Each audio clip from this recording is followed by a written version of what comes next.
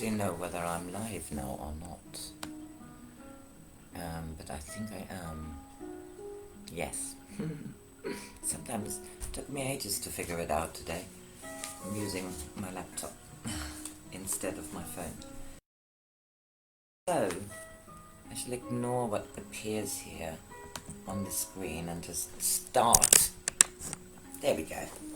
Okay, I'm reading Harry Edwards' Life in Spirit. I am now at chapter 7. This is, according to Harry Edwards, a story of John and Mary. Any John, any Mary, brother and sister, husband, wife, sweethearts, friends. The story of you and me, but with a difference. John and Mary have died and have entered into their new life in spirit. Harry Edwards was a well-renowned spiritual healer, and he ran a spiritual sanctuary, and this book was published in 1976 by Healer Publishing, Borrowlear in Guildford, Surrey, and that's him. So I'm now at chapter 7, and it's entitled The Living Rhythm.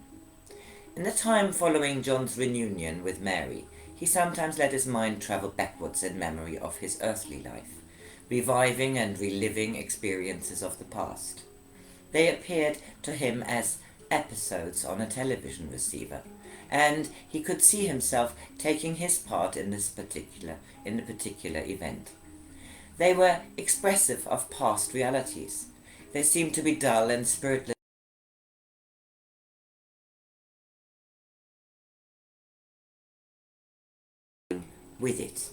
with all things. Predominantly in his awareness of living, it seemed as if everything, even objects in the house, the walls, the patio, breathed in awareness, expressing the joy of being seen, used, and appreciated, and from this emerged a sound of harmony and music. Even the earth gave its melody, and once when John let the earth trickle through his fingers, it gave off minute tinkling sounds, which cascaded down and gently jostled each other. A different sound came from the grass, and still another when smooth flowing water was broken into minute variations of the same harmony as it flowed around a rock and over the stones. John began to recognize some of the melodies with trees, plants, stones, and other things as they gave off their own individual melody. As he listened more intently, as if to encourage or enjoy the musical notes of any one special thing, so it became more dominant, knowing it was being listened to and admired, expressing the desire to make itself more intimately known to the listener. These sounds were not insistent or disturbing, and would not be noticed nor seek to intrude, but were there as part of the consciousness of living. Walking through the garden, each flower had its own gentle tone, and with this came a colour, melody, according to its nature. It amused John to close his eyes and recognize flowers not by their scent, but by their combination of the melodies flowing into his consciousness, and soon he was able to name some of them. The scent from the flowers blended in with the melodies. So instead of flowers being recognized by one scent or another, it became a subtle mingling of perfume, sight, color, and melody. John could recognize the perfume of some of the flowers he knew, like the rose, but there was a marked difference in the range and extension of the scent. It did not just end with the perfume of the rose, but ascended into a refinement of the quality. It became more personal to the rose in its rarefied qualities, almost as if displayed a spiritual expression of the soul of the flower. It was in this way John knew he could sense a greater range of scents and sounds than he ever could before.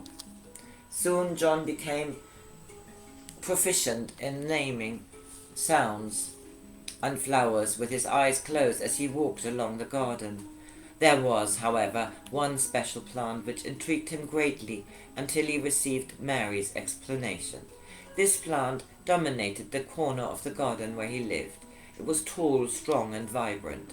The main stem was as sturdy as the trunk of a venerable tree. Its leaves shone with health and vibrancy. Where each leaf emerged from the stem, a diamond-shaped petalled flower looked out boldly, the flowers themselves scintillating with colour, and John could not help but feel awed by the strength and majesty of its glory. Mary told him that at one time, while she was waiting for John to arrive, she had travelled out into the distance, without any real plan in her mind.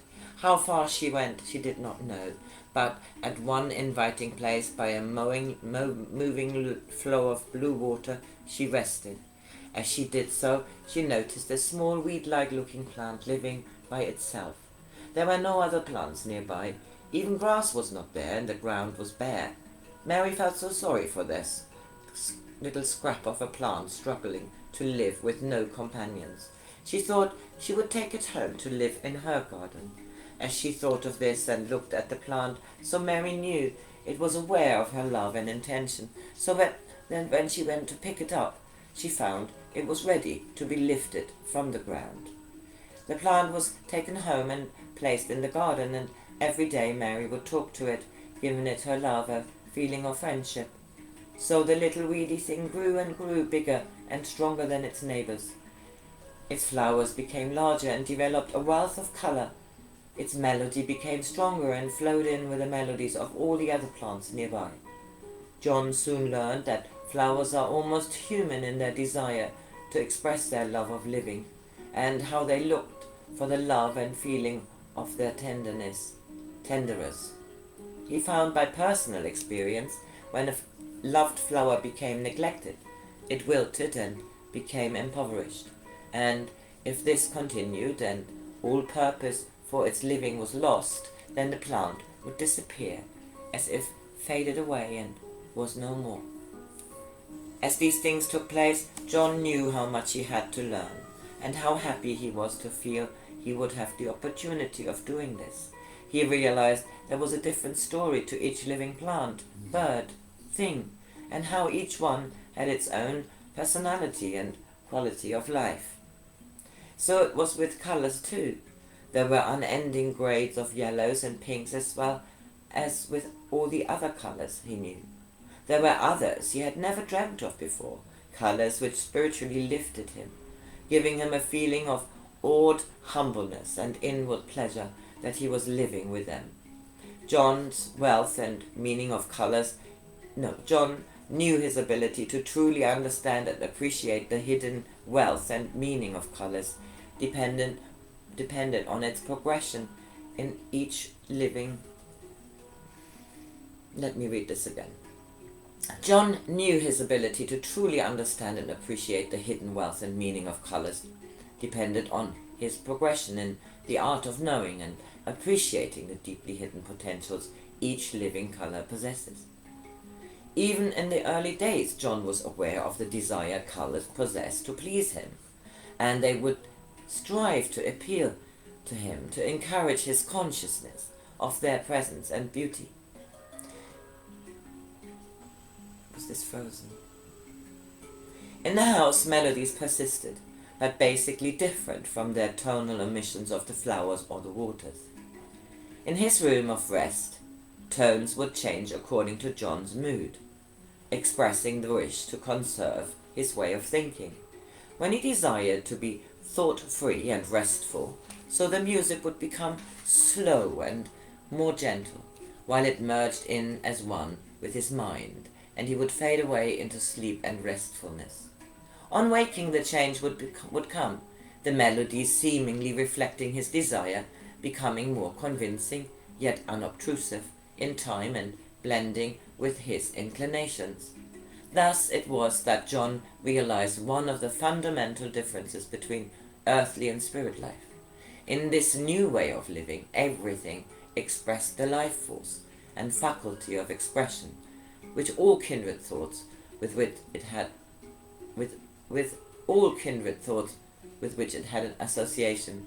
In his room and every article within it, there was life, and a feeling of an awareness possessing within itself the thought purposes of those who drew together the energies to create it.